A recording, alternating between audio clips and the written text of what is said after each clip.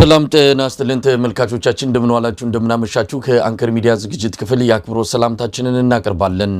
የኢትዮጵያ የጸጥታ ችግር እየተባባሰ ነው ተባለ። በተለያዩ አካባቢዎች የሚታዩት የጸጥታ ችግሮች መባባሳቸውን መረጃዎች ያመለክታሉ። በሱዳን ድንበር ላይ ጦርነት መቀስቀሱም ተሰምቷል። የአብይ አህመድ ወታደሮች የተሳተፉበትና ሁለቱ የሱዳን ተፋላሚ ኃይሎች በግንባር ቀደምትነት እያደረጉት ያለው ጦርነት በኢትዮጵያ ግዛት ውስጥ ጭምር እየተካሄደ እንዳለ ነው በተለያዩ የመረጃ ምንጮች እየተገለጸ የሚገኘው። በሌላ በኩል መነሻውን ከደቡብ ሱዳን አድርጎ በጋምቤላ በኩል ወደ አዲስ አበባ በርካታ የጦር መሳሪያ ገብቷል በሚል የአብይ አህመድ አገዛዝ ስጋት ውስጥ መግባቱንና ፍተሻ እያደረገ እንዳለም ለአንከር ሚዲያ በደረሰ መረጃ ላይ ተመልክቷል። በአማራ ክልል በተለያዩ ቀጠናዎች የአማራ ፋኖ ብሔራዊ ንቅናቄ የሚያደርገው ተጋድሎም ተጠናክሮ ቀጥሏል። በጎጃም በተለያዩ አካባቢዎች በአገዛዙ ሰራዊት ላይ ከፍተኛ ኪሳራ ያደረሱ ጥቃቶች መሰንዘራቸውን ነው ከአማራ ፋኖ ብሔራዊ ንቅናቄ ህዝብ ግንኙነት ክፍል ያገኘነው መረጃ የሚያመለክተው። ተመልካቾቻችን የምርጫውን ወቅታዊ ሁኔታዎች መዳረሻ አድርገን በኢትዮጵያ የተለያዩ ጉዳዮች ላይ በማተኮር ወደ እናንተ የምናቀርበውን የአንከር መረጃ ክፍለ ጊዜ እንድትከታተሉ እንጋብዛለን። የሰብአዊ መብት ተሟጋች ያሬድ ኃይለማርያም አብሮኝ ይቆያል። መልካም ጊዜ።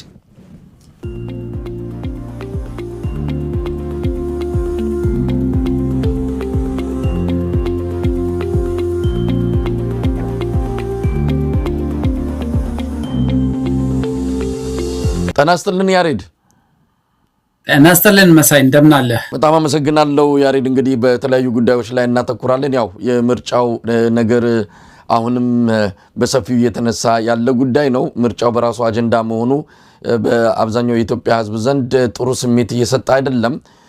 ለምርጫው ጀርባውን የሰጠው ህዝብ ከዛ ሌላ አማራጭ እየፈለገ እንዳለ በተለያዩ መልእክቶችና እንደዚሁ አስተያየቶች እየተከታተልን ያለ ነውና እስቲ ስለ ምርጫው በሰፊው እናነሳለን። በመግቢያችን ላይ አንድ ማስታወቂያ አሰምተናል። ይህ ማስታወቂያ በሚቀጥለው ሳምንት ቅዳሜ ላይ የበይነ መረብ ትዕይንተ ህዝብ ይካሄዳል።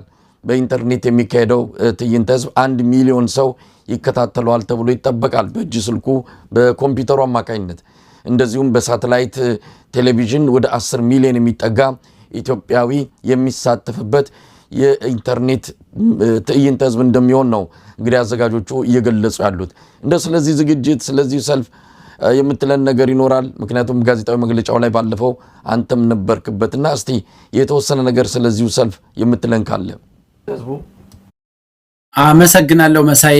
በመጀመሪያ የአንከር ቴሌቪዥን ይህን ማስታወቂያ ራሱ ለህዝብ እንዲደርስ ላደረጋችሁት አስተዋጽኦ ሁሉ አንከርንም ሌሎች ሚዲያዎችንም ከልብ እናመሰግናለን። አዎ እኔም በተሳተፍኩበት መግለጫም ከዚህ በፊት በተሰጠበት መድረክ ላይ እንዳልነው በመላው ዓለም የሚገኙ ኢትዮጵያውያን በየቤታቸው ሆነው በያሉበት የሥራ ቦታም ላይ ሆነው በስልካቸውም ጭምር በቴሌቪዥንም የሚከታተሉት የሚሳተፉበት ወደ አንድ ሐሳብ ወደ አንድ የትኩረት ነጥብ ሁላችንም የምንመጣበት እና በዚህ የበይነ መረብ የተቃውሞ ሰልፍ ላይ ዋናው ትኩረት አንደኛ ኢትዮጵያ በጦርነት እየታመሰች ስለሆነ ኢትዮጵያ ውስጥ ጦርነቶች እንዲቆሙ በየትኛውም መልኩ በየትኛውም ሁኔታ እየተካሄዱ ያሉ ግጭቶች በአስቸኳይ እንዲቆሙ፣ ሰላም እንዲሰፍን፣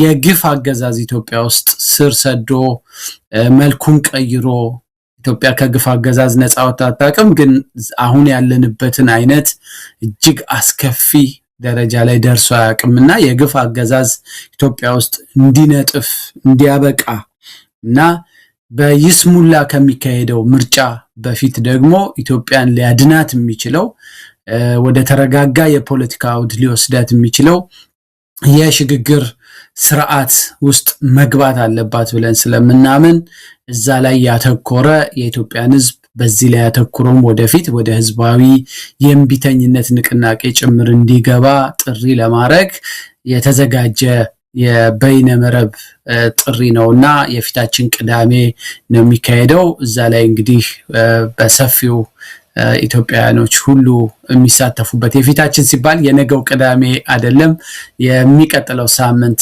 ቅዳሜ ነው የሚካሄደው እዛ ላይ ሁሉም ሰው ከያለበት ተገኝቶ ዓለምን ሊያስደምም የሚችል በበይነ መረብ እንዲያለ እንቅስቃሴ ሲደረግ ብዙ የተለመደ አይደለምና ኢትዮጵያኖች ተሰባስበን ኃይላችንንም ቁጣችንንም ስጋታችንንም ጭምር የምንገልጽበት መድረክ ነውና የማይቀርበት ነው ሁሉም ኢትዮጵያዊ ከአገር ውስጥም ከአገር ውጭም ያሉ እንዲሳተፉ በዚህ አጋጣሚ ጥሬን አቀርባለሁ መሳይ እንግዲህ ያሬድ ይህንን የበይነ መረብ ሰልፍ በተመለከተ በሚቀጥሉ ቀናት ውስጥ አዘጋጆቹን እንደዚሁ እንግዳ አድርገን ስለ ጉዳዩ እንዲሁም ስለ ዝግጅታቸው የሚነግሩንን ለተመልካቾች የምናቀርብ ይሆናል ተከታታይ ዝግጅቶች እንደሚኖሩን ከወዲሁ ለመግለጽ እንወዳለን እንግዲህ ወደ ዕለቱ ጉዳዮቻችን እንግባ በዋናነት ምርጫው ላይ ያለውን አጠቃላይ ሁኔታ የምንመለከት ቢሆንም አንዳንድ ወቅታዊ ጉዳዮችን ላንሳና አስተያየት እንድትሰጥበት አደርጋለሁ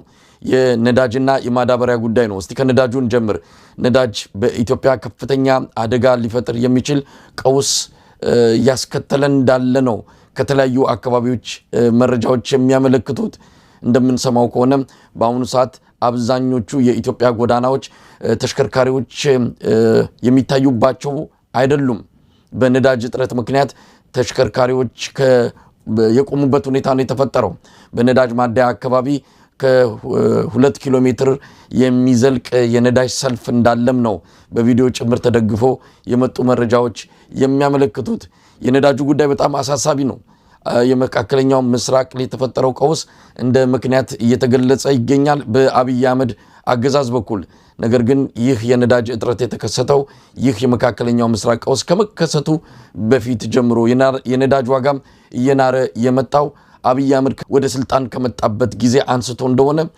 ያሉትን መረጃዎች በዝርዝር በማቅረብ ማሳየት ይቻላል አብይ አህመድ ወደ ስልጣን ሲመጣ 18 ብር የነበረው የ1 ሊትር የነዳጅ ዋጋ በአሁን ሰዓት 139 ብር እየተሸጠ ነው ይሄም በህጋዊ መንገድ ነው በአንዳንድ ህገወጥ በሊትር እስከ 500 ብር አንዳንድ ቦታዎችም እስከ 1000 ብር እየተሸጠ እንዳለ ነው የሰማ ነው ሁኔታው በጣም አሳሳቢ ነው ብዙ ነገሮችን ያመሰቃቀለ እንዳለ ነው የሚገለጸው እንግዲህ ነዳጅ ሲባል ቀጥታም ከሸቀጦች ምርት ጋር ከተለያዩ ህብረተሰቡ ከሚገለገልባቸው ምርቶች ጋር የሚገናኝ በመሆኑ ከፍተኛ የዋጋ ንረት ከወዲሁ እየተስተዋለ ይገኛል እስቲ ከነዳጁ እንጀምር የነዳጁን እጥረት በተመለከተ ምን ማለት ይቻላል ያሬድ አመሰግናለሁ መሳይ የዚህን የነዳጅ እጥረቱን ጉዳይ የአገዛዝ ስርዓቱ ሊያደናግር በሚችልበት አንዱ ምክንያት ልክ ችግሩ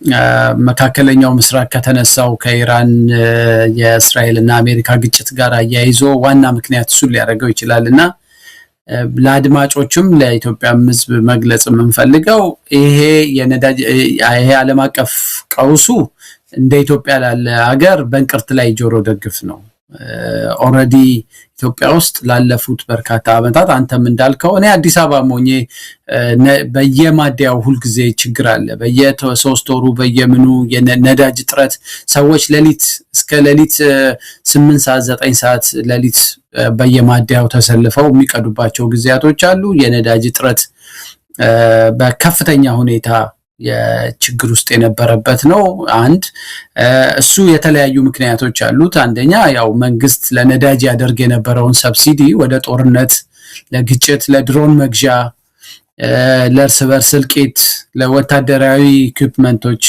ያዋለው ስለሆነ የነዳጅ ላይ ያደርግ የነበረውን ድጎማም በመቀነሱ ምክንያት ከዛ ጋር የተያያዙ ችግሮች ተፈጥረው ነበር በዛ ምክንያት የዋጋ ንረቱም በዛ ያን ተከትሎ የመጣ ነው የመንግስት የሰብሲዲን ማንሳት ሁለተኛ ግን ከፍተኛ የሆነ ውንብድና ብለው ነው የሚሻለው የሚቀለው ቃል የመንግስት አሁን እንደውም በቅርቡ የተወሰኑ ሹሞች ሁሉ ተጠያቂ ናቸው በሚል አይነት የተያዙ ሰዎች መኖራቸው ምንለው ነገር ሌብነት አይን ያወጣ ሌብነት በነዳጅ ላይ በጣም ሰንሰለት ያለው የተደራጀ ኃይል የባለስልጣናቶች ያሉበት አሁን መንግስት የሚያረጋግጠው ነዳጅን በጎን እያወጡ የመቸብቸብ ስራዎች ይሰሩ ነበር።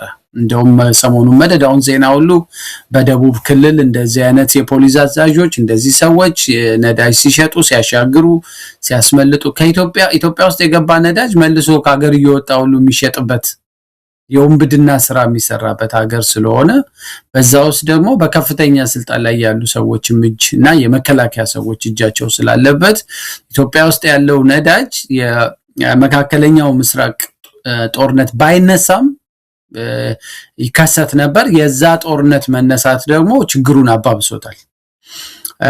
የሚያስፈራው እንግዲህ በተለይ በዚህ በኢራን በዘጋችው የሁሙስ መተላለፊያ መስመር ላይ እንደውም እንግዲህ አንድ ዜና ላይ እውነት ከሆነ ከተረጋገጠ አንድ የኢትዮጵያ መርከብ ሁሉ ማለፍ እንዳይችል ከተደረጉ መርከቦች አንዱ እሱ ነው። ያ ደግሞ ጠቅላይ ሚኒስትሩ በወገንተኝነት የያዘ አቋም በዚህ ስንቱ የአውሮፓ ሀገሮች በዝምታ በተቀመጡበት እነ ቻይና የዓለም ሀያል ሀገሮች አፍሪካ ውስጥ አብዛኛው ኦልሞስት ኦል የአፍሪካ ሀገሮች ድምጻቸውን ባጠፉበት ጠቅላይ ሚኒስትሩ ከዩኤኢ የሚገኙ ሽርፍራፊ የዶላር ድጎማዎችንም ለመሰብሰብም ለግልዝናም ይሁን ተንደርድሮ እሳት ውስጥ አገሪቷን የከተተበት ሁኔታም አብሮ ለዚህ ኮንትሪቢዩት እንደሚያደርግ ነውና የተወሰኑ ሀገሮች በተለይም ደግሞ በዛ ግጭት ውስጥ ቀጥተኛ ጣልቃ ገብነት ያሳዩ ሀገሮች ላይ ይሄ መዘዝ ወደፊትም የሚቀጥል ይመስለኛል እና ይሄ የጠቅላይ ሚኒስትሩ እንትን ከነዳጅም ያለፈ ሌላ ዋጋ ሀገሪቷን የሚያስከፍላት ይመስለኛል። የዛን የመካከለኛው ምስራቅን ግጭት ወደ አፍሪካ ቀንድ የመጋበዝ እድሉ ሰፊ ነው። ለማንኛውም ግን የነዳጁ ቀውስ ሌላ ቀውስ ኢትዮጵያ ውስጥ ሊያመጣ ይችላል። ሀገሪቷን ወደ ትርምስ ሊከታት ይችላል። ምክንያቱም በጣም ከፍተኛ ቁጥር ያለው የሀገሪቷ ሕዝብ የዕለት ተዕለት ኑሮ ከነዳጅ አቅርቦት ጋር የተያያዘ ነው። በጣም ከፍተኛ ቁጥር ያላቸው የባጃጅ የሚነዱ በባጃጅ እየነዱ ቤተሰቦቻቸውን የሚያስተዳድሩ ታክሲ ሰርቪስ አገልግሎት እየሰጡ የአውቶቡስ አገልግሎት እየሰጡ የጭነት መኪና አገልግሎት እየሰጡ ቤተሰብ የሚያስተዳድሩ ሰዎች አሉ። እነዚህ ሁሉ አሁን በቃ በለት ገበያቸው ላይ ብቻ ተመስርተው እንደሌላው የወር ደሞዝተኛ ሳይሆኑ በለት ገበያቸው ተመስርተው በሚሊዮን የሚቆጠሩ የሀገሪቷን ማህበረሰብ ቤተሰብ የሚያስተዳድሩ ቤተሰቦች አሁን በዚህ በነዳጅ እጥረት ምክንያት አደጋ ውስጥ ናቸውና የነዳጅ እጥረት እንደ ኢትዮጵያ ባለ ሀገር ውስጥ የዝም ብሎ የትራንስፖርት አቅርቦት መስተጓጎል ብቻ አይደለም። እንጀራ ዳቦ ነው የሚቀርብህ ረሃብ